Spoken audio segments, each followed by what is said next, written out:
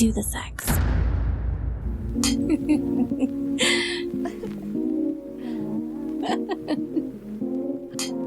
Today's locker room talk topic is normalizing porn. An intimacy coordinator weighs in. Dedicated listener, you know I love porn. You know I watch it a lot. You know my friends do. If you scroll back to past episodes, you can listen to a full episode with me and my friends talking about the porn we watch, how much, what we like to watch. It's shocking. It's shocking. I was really shocked to find out what some of my friends were watching. They are dirty little motherfuckers, just like me. But listen, there are many people out there that would tell you and believe wholeheartedly that porn is bad for your mental, physical, and even relationship health. And there are some strong arguments. But today, my guest is the perfect person to weigh in on this conversation and give us a different perspective. My guest is sexologist and intimacy coordinator for Erika Lust Films, a sex-positive indie adult film company, aka porn site, Avril Louise Clarke. Avril is also the brand manager for the Erika Lust nonprofit project, The Porn Conversation, which is dedicated to increasing the access and availability of sex-positive education for young people. And you guys know I support that. But before I hand the mic over to Avril, I want you guys to stay tuned to the end, and here's why. Avril is going to, by the end of this podcast, suggest a couple of different Erika Lust films for me and my friends to watch. That's right. I'm going to have a porn watch party with my besties. I'm going to sit side by side with my good friends and watch some porn. And what I would like you to do by the end of this podcast is scroll down to the notes. I am going to leave a link to whichever porn episode that I watch, and you get to join me for free. And I want you to click on it, and I want you to watch it, and then come back when I do the next podcast episode, which will be sort of a review of what our experience was. What was it like watching the porn with my friends next to me? And it will be a fun one, and it will be a great conversation, and this will give you an opportunity to weigh in with what you thought. So Avril, now why don't you take the mic and tell people a little bit about you? Hey, yes, thank you so much for having me on. My name's Avril. You did an amazing job at already introducing myself. But I'm just super glad to be here because I think that it's really nice to be able to share space and talk about porn. I think it's probably my favorite topic to talk about. And it seems like you've been doing a lot of talking, a lot of watching. So I'm really excited to hear what questions you have in store for me and how we can find a nice film for you and your friends to watch. I'm excited about that too. So thank you for joining me. I'm kicking off my day with coffee. Avril is at the end of her day because you live where? So I live in Barcelona. I'm in Portland. Barcelona sounds real nice right now. Portland sounds super nice too. It is nice and super sex positive. I've heard a lot of good things about Portland. Yeah. All right. Well, I'm raising my coffee. You raise your water, and let's get ready to talk about porn and sex. Cheers. Amazing. Cheers. Let's start with what I think most people want to know, which is what is an intimacy coordinator? And then I'd like you to share what's a day at work look like as an intimacy coordinator? Yeah, so intimacy coordinator is a role that's gained popularity and I guess existence since the Me Too movement. So when obviously a lot of news was coming out about the unfair, not even unfair, the unsafe, ridiculous practices that were happening on sets in Hollywood as far as when it came to sexual violence and behavior on sets that were done in manipulative ways with the balances, the power imbalances, and everything that would happen in Hollywood. So it was a role that was created in order to primarily protect performers. Performers, in this case, being actors and actresses in Hollywood. And it's a person who acts as a liaison between production teams and performers or actors and actresses, and they are there to coordinate essentially, right, the sexual scenes within the film industry and TV industry. But when it comes to being an intimacy coordinator in the world of porn, obviously there are big differences, because on the one hand, in Hollywood, you're going to be coordinating, mimicking sex, and in porn, we're actually having sex. So there will be responsibilities that probably definitely don't exist in Hollywood, such as, going through sexual boundaries and consent practices when it comes to sexual practices. STI testing talks about contraceptives, rather than the whole pretending we're having sex thing, right? So it's definitely different, but still holds the same title, at least for now. It sounds like it's more intense, definitely, in holding that job in a situation where you're managing porn, because going from acting out sex to doing sex, risk goes up. Definitely. I think also as like a sex educator, I think there's always risk involved, right? When it comes to any kind of physical touch. So, for example, I don't know, in a Hollywood set, they wouldn't be doing like a car chase scene or a fight scene without, I don't know, martial arts instructors and firefighters there ready to extinguish any flames, right? So why would you be acting out sexual acts and situations or heavy kissing scenes or anything physical like that without someone there to also protect the performers? So I agree. I think, just in sex education, like I teach kids and teens as well. I never say, there's safe sex, but there's safer sex. So for me, it's really important to kind of like adhere to proper protocols and policies to make sure that I'm making the safest sexual experience for all. Okay. And then can you give us an idea of what a day at work as an intimacy coordinator looks like?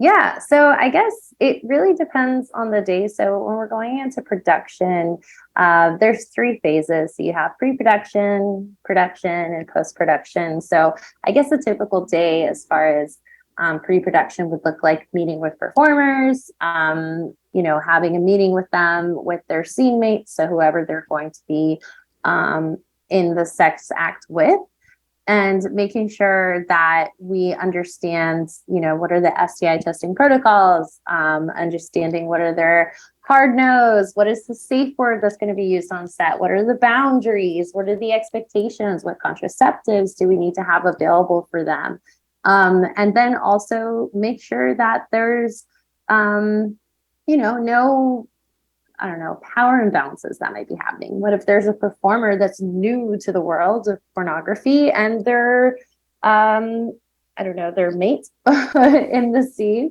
is a well-known performer? Is there going to be this like equal playing field? And how can I like construct these conversations where everyone feels the liberty and the freedom to speak their mind and really make sure they're making decisions not based on any coercion or pressure, right? So it would look like having a meeting to next day, making sure the sex box is filled with all the goodies that we need. So I don't know if it's internal, external condoms, types of lubricants, mints, chewing gum, whatever we need to have on set. A sex box? The sex box, yeah. So the sex box is something that the intimacy coordinator will bring to set, at least on an Erika Lust set. And it's something that I keep organized with everything I might need when we get to set. So it's filled with condoms of all types of condoms, right? Of all types of latex, non-latex, different brands, lubricants, right? Water-based lube, silicone-based lube. It all really depends on just making sure we're having all the protective measures covered, as well as also the preferences of the performers. So that's always key for me, is to make sure that we have what might be needed or what is, preferred by whoever's performing that day on set. Okay, I have a sex box too. Do you? What's in it? A lot of stuff. Definitely, I have, well, with my current partner, not condoms, but lube. I have all different Uh-huh. types. And of course, then whatever we're going to do that night, all the different, or day, or morning, afternoon, all the different toys. Yeah. Yeah. And aftercare stuff. Wipes, pH Absolutely. balanced wipes for me, a Yes. little sex towel. All right. So that is the pre conversation. Then you get into the Mhm. sex room, the set. And Mhm. can you tell me a little bit about that? Yeah, so an Erika Lust set, based on the amazing cinematography and everything, the storylines that go behind all of her films, you can imagine it's probably not your average porn set. So there can be at least like 20 people minimum there, from makeup artists to catering to um, I don't know, crew, to the production team, to the performers. It's a hustle and a bustle. So it might look like me showing up there, meeting the performers, checking in with them. How are they doing that day? Kind of like feeling the vibe and the mood. Because production is fast paced. Production is a whole different world. So I think that's why intimacy coordinators are so essential too, because there's a lot of movement. And a lot of waiting around and a lot of things that like people, it's not your typical workspace. And so it's just that person that I think is like standing still. So doing the rounds, checking the vibe, seeing how everyone is, making sure that all the paperwork is ready and there, and everyone has been through the conversations of consent and boundaries. And then we get to the sex scene, which is the serious hour of the day, right? So before going into the sex scene, I meet with the performers who are going to be going into it. And we have something called the sex talk. And typically it's done with the director in the room. And we go over everything that we had spoken about in our meetings, right? How are you feeling today? Is this still true for you? Is this how you're feeling? What's going on? What are the expectations, based on how the set is built, right? This conversation that we're having pre-production might be different once we get to the set, because now you can physically see, okay, this is the space where we're going to be having sex.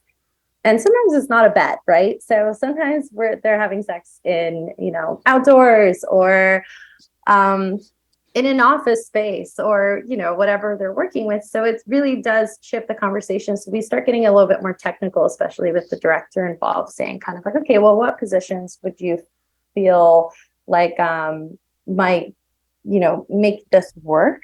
And also with the sense of like comfort and protection in mind, of course.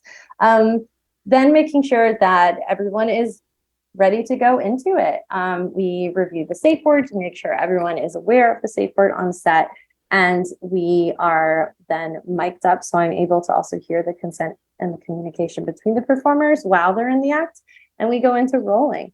And so obviously performers are allowed to stop at any time. There's water breaks, there might be bathroom breaks, there might be um hey, we want to switch out the toys breaks or whatever, but we typically like to like go into it where everything is very properly organized for whatever needs that might come up.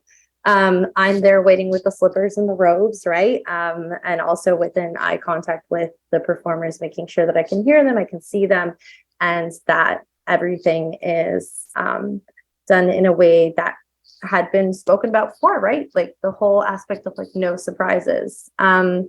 What I do love about working on Erika Lust set, though, I must say, is that the crew and the performers, I feel like there's always a very good understanding of upholding these ethical production practices. So it's not ever feeling like you're working against somebody. It always feels like we're all there for the same values and reason, and everyone has kind of like the right perspective in mind, especially when it comes to comfort and safety of performers.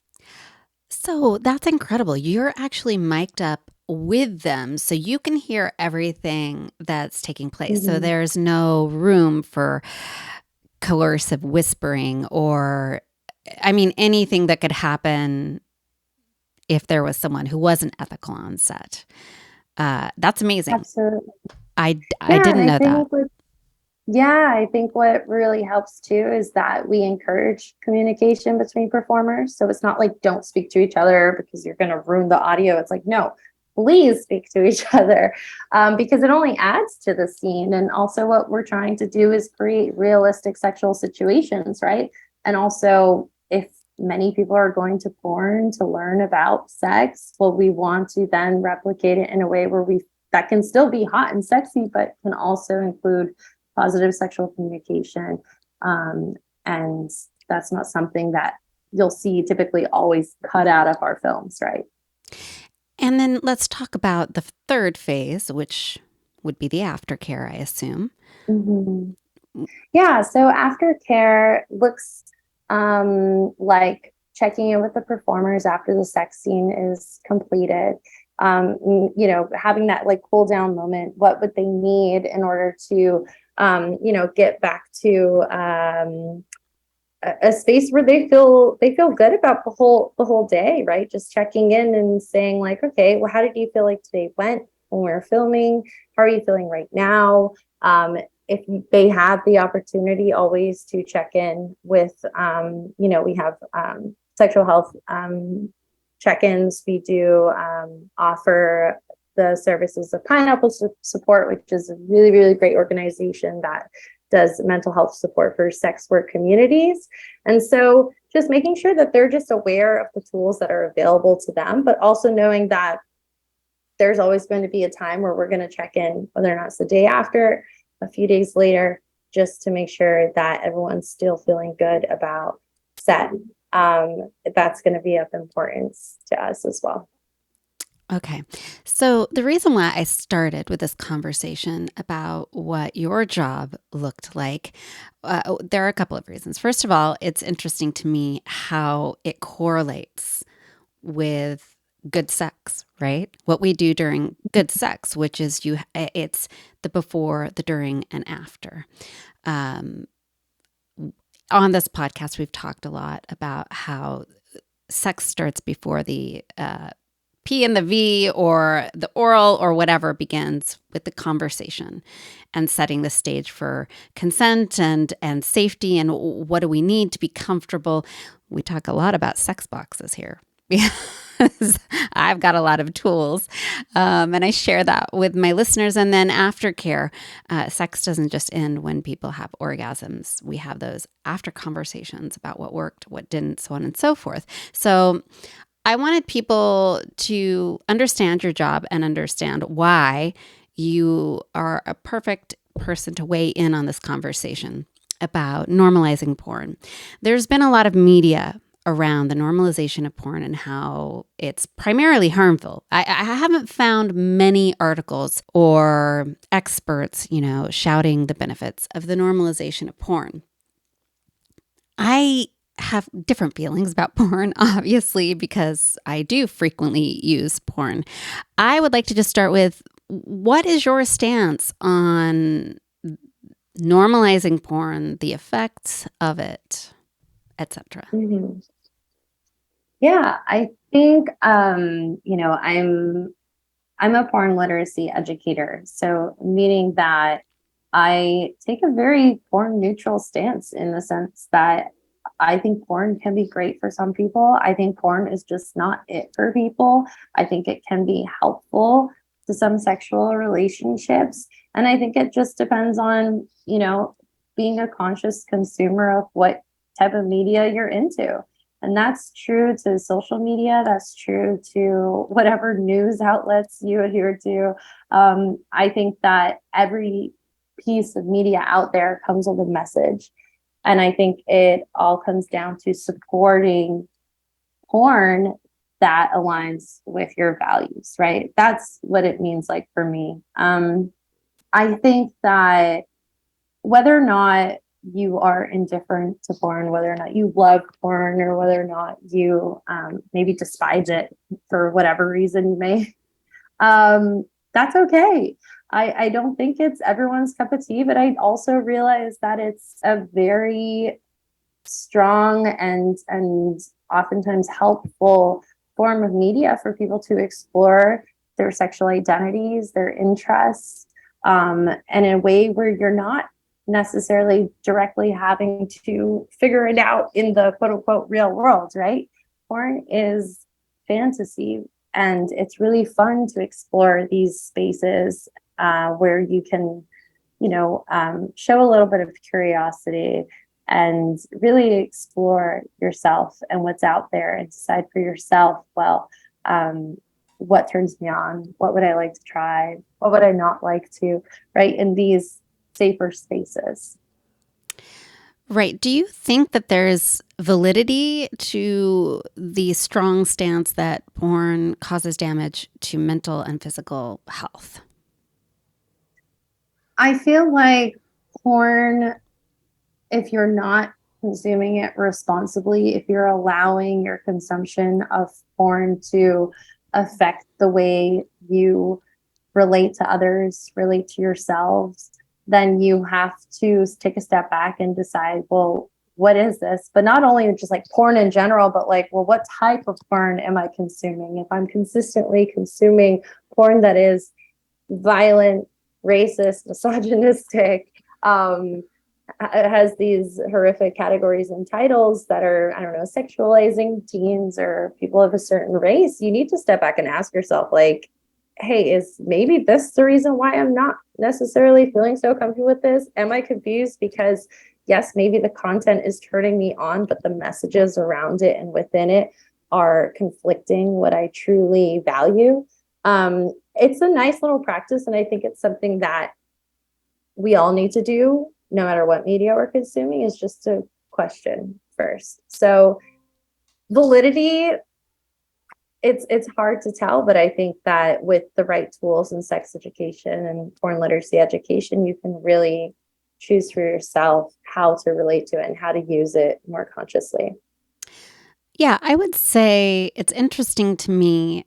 There are definitely porn niches that are in Mm. conflict with my ethics. And for me, it's a logical decision not to consume those, even if it's pretend or whatever.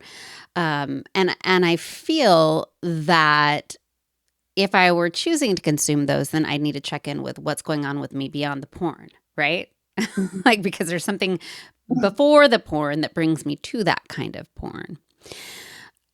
But I think the other thing I hear regularly is people talking about how it hurts people's intimate and sexual life because it depicts acts that normal people don't do.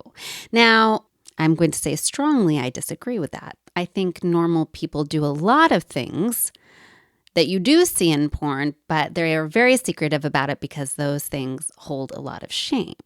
You see a lot of gangbangs in porn, and people act like people don't do those things. People do enjoy sex with multiple people at the same time, Mhm. and that kind of thing is shamed. And then people feel guilty and weird about themselves when they get turned on by the idea of it because they're told only abnormal sex addicts want to do and engage in these kind of things. So my question to you is, what role does porn play in harming or helping someone's sex life? Yeah, I think it's a good question. I feel like for these people kind of questioning it and being like, "Hey, normal people don't do this." I want to be like, "Well, who do you define as a normal person? Is a sex worker not a normal person?" I think that, yeah, of course, there's a sense of fantasy to it, right? But also, isn't that like a plus? Isn't that great that I can go to a space where I can explore and decide for myself, like, hey, maybe this is something that I like to consume, but actually the reality of a gangbang is not something I want to actually do. Or maybe yes, like it gives you that space to kind of play with these fantasy versus reality kind of flows, right? Which is, I think, a very positive part about pornography. As far as it affecting your relationship, I know it's like a very consistent argument you hear in a lot of like cis hetero relationships, especially monogamous relationships. Mm. Um, you'll hear this argument of like porn just like being this like third person almost in the relationship that's having this negative effect on one's relationship, either with themselves or typically with their partner.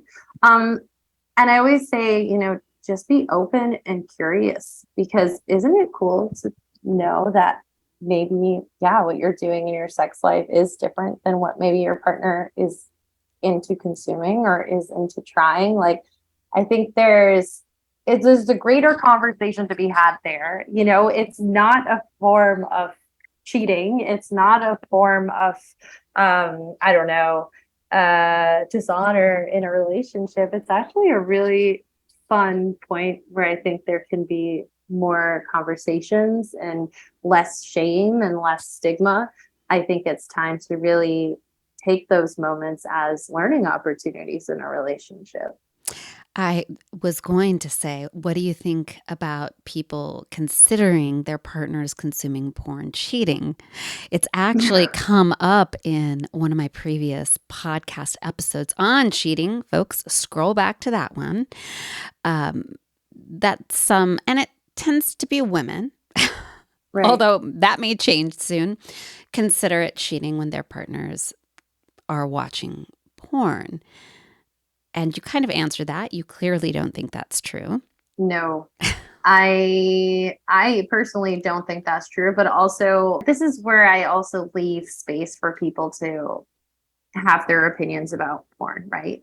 Like I said before, whether or not you love it, you feel indifferent about it, you absolutely can't stand it. You're allowed to have your viewpoints on porn, of course, but also make sure that you're giving your partners the space to have their own sex life with themselves too. This is all true to any relationship, whether or not it comes to masturbation, porn usage, exploration. There has to be a space for you to have that exploration and curiosity within your own life. And also, I've worked with couples that bring porn into their sex lives, and it has become extremely helpful to then have conversations about sex that they weren't allowed to have before. I think that when we think about the two things of porn and masturbation, it's like these two topics that typically happen behind closed doors with shame, things that we've learned since our childhood about like hiding and having no space to really talk about it with. I think the culture around it is changing. And so now it's really fun to kind of use porn as a tool to enhance these conversations and to fight through the stigma and fight through the shame. And this is all thanks to sex workers. We love sex workers. Yes, we do. We champion them here.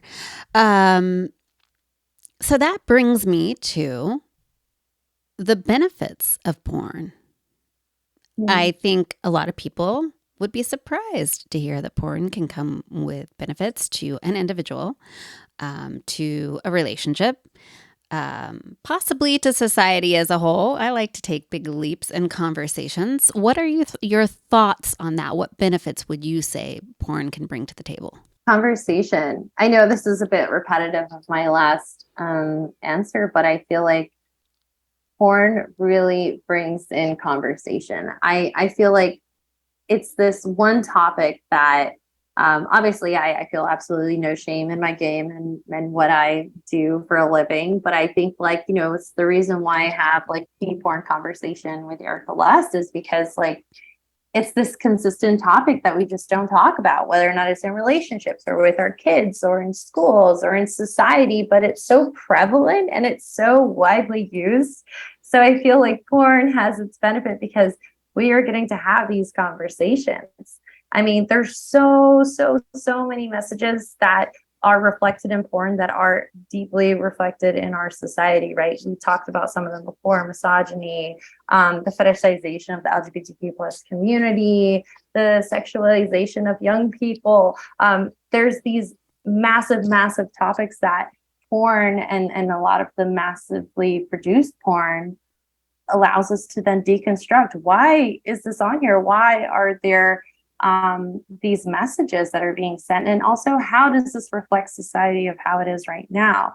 But on the other hand, if you find porn that aligns with your values, you find porn that is ethically produced and in a way that isn't sending these messages that don't align with your values, then it can be an amazing space also for conversation and exploration, but in a more sex positive way.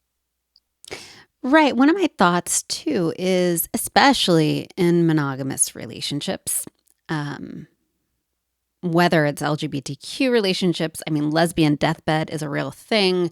In heterosexual relationships, I mean, there's like the 7-year itch, which I think is now down to like the 3-year itch. Oftentimes, people need to figure out how to spice up their sex life. I mean, it happens to everybody. Mhm. And I think that one of the main blocks to that happening is the shame around sex and doing sex acts that the not normal people do. And one of the easiest ways to dip your toe in the water of finding out what partners might want to try out is watching porn together and discussing it. And Yeah. then, taking something from fantasy to reality in a safe way. So, for example, I was really curious about a male female threesome. And I had so much shame around it, especially as a bi woman who tended to be more attracted to and interested in women. I'd always conceptualized threesomes as 2 women. And I thought, oh, 2 men, that's going to be violent and blah, blah, blah. The stuff that I would see in not ethical porn. But then my interest got piqued and I was able to, with a partner, set up a situation that was really amazing and safe and consensual.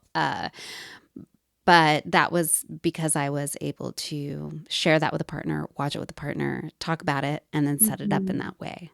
And I'm not saying everyone has to take their porn experience or fantasy to reality, but it starts a conversation and looking at the thoughts you've had and the shame you've had around things that like also get you wet and figuring out, why am I feeling scared of that? Or why am I feeling that strong? And is that true? Is it wrong? Mhm. And I feel like in Yeah. a relationship, that's helpful, especially if your partner is like, hey, I kind of want to tie you up and spank you. And you're like, oh, only weird people do that. Right? Absolutely. And porn, then in your case, right? You were able to be like, I saw this. I can now show it to a partner. This really turned me on. And I would love to like replicate, right? Something like this. But think about like the conversations that where, I don't know, maybe you've had experiences like this is very familiar in like my early sexual experiences where I was realizing, because I didn't have sex education, my partners that I was having, like, we're obviously replicating what they were seeing in porn, but obviously it wasn't the porn that was necessarily female positive or like all about getting an orgasm. It was like very much like clearly like, oh, they're just doing what they saw and they think that this is pleasure. And then it confused me because I was seeing the same kind of stuff. So I was like, oh, this is pleasure, this is sex, right? And when you're older and you have the sex education and the porn literacy to decide for yourself, thank goodness, and we have so many great options out there in the porn world now. You can decide for yourself, well, what is it that really turns me on? And then you can have these wonderful situations like your situation where you can show what you mean. This is what turns me on. And there's some really great communities and spaces out there for people that are looking for these types of media that can then, share this with their partners, share this with your friends like you're doing tonight, and show it with their lovers to replicate in a safer space and kind of like lead that communication. So you keep saying porn literacy. Mm-hmm. What is that?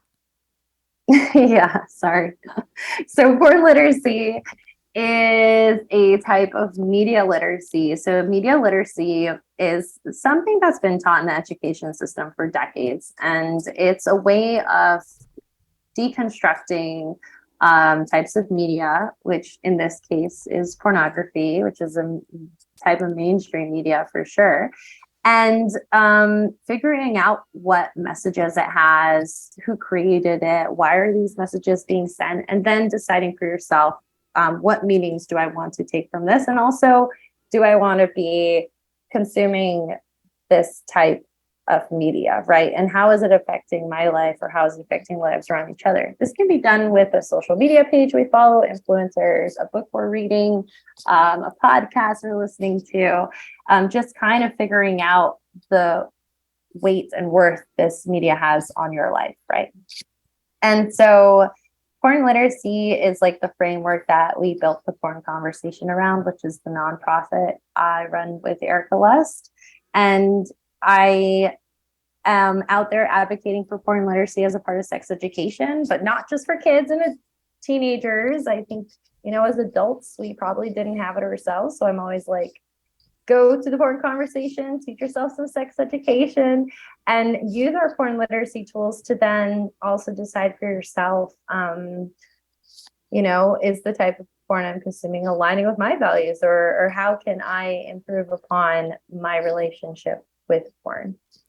Right. I will jump on. I agree with the complaint women often have, and I think men do too, about porn. At least the old school 80s porn. Jesus, don't consume that. If you get on a porn channel and you see porn stars with mullets, just don't. The mullets are back though, so it might be shit. All right. Well, you know what I'm saying. Look out for the quality of the camera. Yeah, the quality of the camera. Are there spandex included? I don't know. It is a valid complaint that porn has promoted, or I don't know if I want to say promoted. It has depicted sex acts or reality, a sexual reality that doesn't exist. For instance, a woman deep throats a guy for a half hour, then he aggressively rubs her clit for 2 seconds and she comes. That's, guys, it does not work like that at all. And just these not realistic standards of sex and how our bodies work in reality and stuff like that. And I think that you spoke to that a little bit, and the idea that we're just supposed to make certain sounds. And then, my experience is sometimes when I have had sex with other bisexual women who maybe are new to having sex with women, they start doing the porn sounds they do with guys. And I'm like, oh, no, my clit runs right up in my body, because I'm like, I know what you're doing.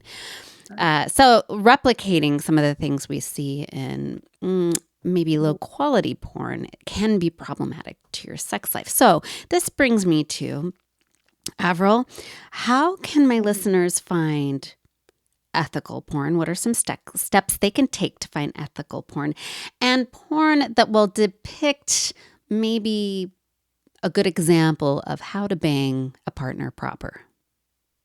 Oh, yes. Oh my gosh, I love this question. So I completely agree. Sorry, with everything you said before then. How everyone can find ethical porn is we have it at erikalust.com, and on erikalust.com you can see we have X Confessions, which is one of my absolutely favorite projects ever. And it's a site where we take confessions from the public and we turn them into real porn films. And they're shorts, and they're about like 25 minutes in length. They're really funky and cool and have amazing storylines and really, really hot sex. And there's porn there for absolutely everybody. Then we have Lust Cinema on there as well. And Lust Cinema, I think, answers your second question, which was like, is there porn out there that can teach us to have, realistic sex, right? And Lust Cinema has a really, really great series out there called Sex School. And Sex School actually is erotic sex education videos. So they cover different topics and then they act them out in a way where it's educational and it's hot and it's sexy and it's pleasure positive. And for those looking for something a little more soft, we have El Cinema. And then we have the store where you can kind of browse and pick different films if you're not looking to subscribe and you just want to check out one of the films.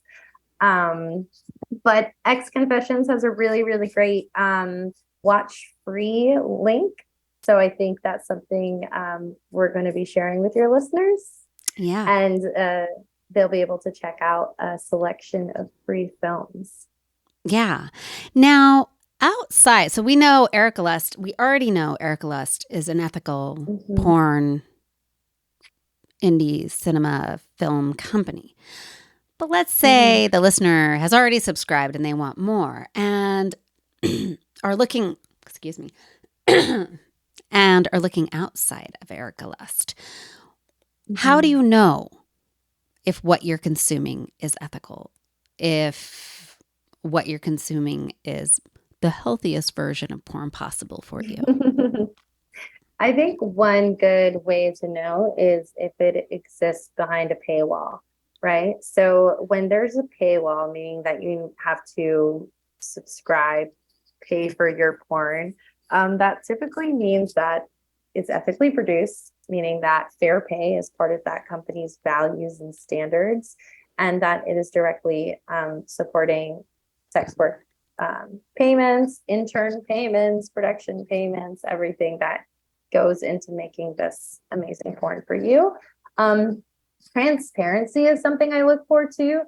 Can you see who directed it? Can you see who was a part of this production?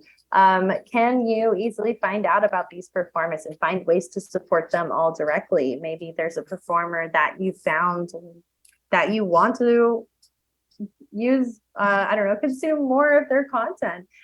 This should all be very, very transparent. So I think transparency and a paywall for me are top dogs here.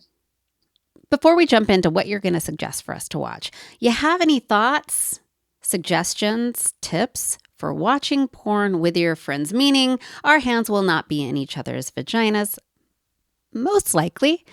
But we're going to be a group of people sitting around with popcorn watching porn together. Yeah.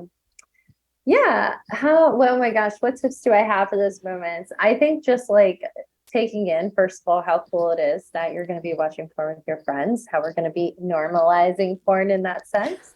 And also maybe practice getting vocal about it, having conversations about it, right? We're trying to destigmatize porn in the sense that I think it's really fun to talk about it. It's really fun to share it with friends, to talk about what you liked about it, what you didn't like about it, what you would like to try, what you wouldn't be into, but that was cool to watch or hot to watch, right? Just practice getting vocal about it, because I think it will be helpful for people to not only destigmatize porn, normalize porn, but also then be able to replicate these conversations and get comfy with sharing it with lovers too. Yeah. I mean, I think there's a saying that's something like friends who watch porn together stay together, right? Oh, bond? No. There should be. If not, yeah. We can make that a thing. We're going to make that a thing. So what are some of the suggestions? And then, listener, I'm going to review the suggestions, and you are going to head down to the link that I put in this episode in the notes so that you can join me. What are some suggestions? So I think I picked out the perfect film for you and your friends to watch. It's called Super Femmes, and it's a group of badass superhero gals, and it's a mix between reality and animation, so like live action animation. And their names are Superclit, Vegetarian, and Steel Tits, and they're fighting the patriarchy. And there's some really, really hot sex within this film, but also it's just fun, and I think will just really, really relate to your viewing experience with your friends. I love that. That goes along well with the theme of my podcast.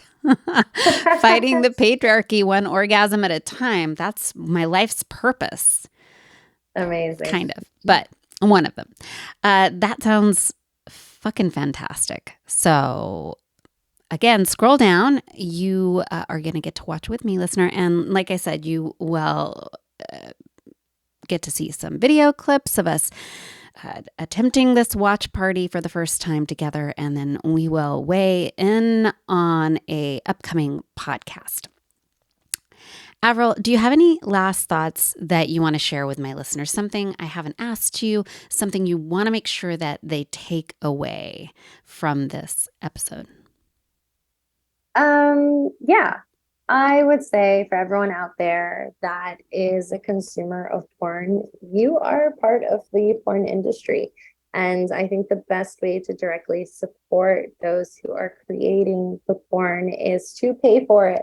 So always, always pay for your porn, support ethically produced pornography, find pornography that aligns with your values, that makes you feel good, and get comfy with talking about porn. Because it's not going away. Absolutely not. It's definitely not going away. No way. And do you want to let my listeners know where they can find you, follow what you're doing, support what you're doing? Yeah, so you can find the project I was talking about that I have with Erika Lust at thepornconversation.org. You can find more information about Erika, myself, and the other people who are included in the project on our About page. Feel free to drop us a line. Follow us on Instagram at the P conversation, because we can't say porn on Instagram. And we're always just putting out cool events, activities, educational materials. We also do live porn watching events online. So yeah, we're just gonna keep creating the sex education that we feel the world deserves. Do the sex. I love that. I love that. And listeners, you know where you can find me. You can find me on Instagram and Facebook, She Explores Life, and Locker Room Talk and Shots. You can join me on TikTok, Locker Room Talk Podcast. And hey, I want you to watch porn with me, and then I want you to email me at Annette, ANNETTE, at sheexploreslife.com, and give me your thoughts. Talk to me. I'm looking forward to it. So thank you, Avril, for joining me. And until next time, listeners, I will see you in the locker room. Cheers. Cheers. Ring Lou.